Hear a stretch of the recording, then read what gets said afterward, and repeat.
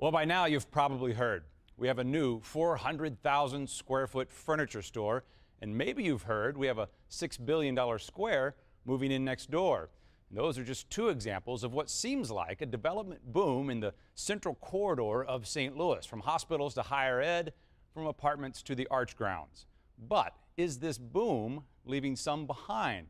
Tonight, what can we measure by the number of construction cranes popping up over parts of St. Louis?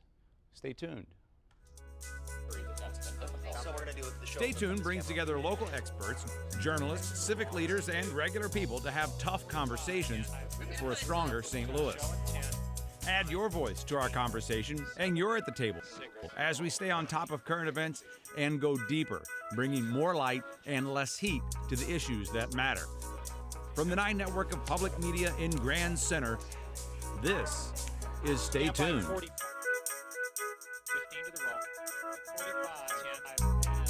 If a person was new to St. Louis, they might not know that these are relatively new to town too, or at least their return is recent.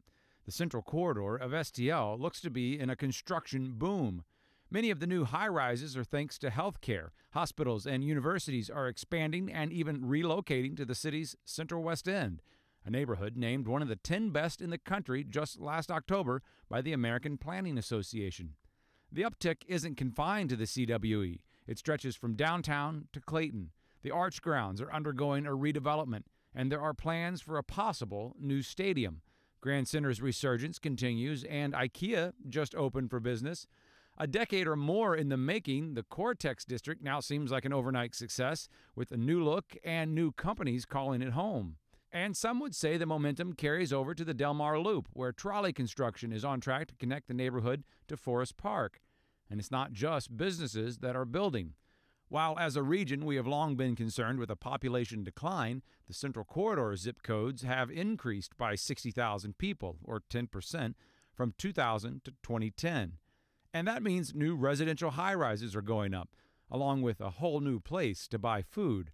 But not everyone calls this progress. Gentrification, as it's often called, can lead to higher rents and higher home values, pushing some out and threatening diversity. Some argue the tide raising these towers isn't lifting living standards for all.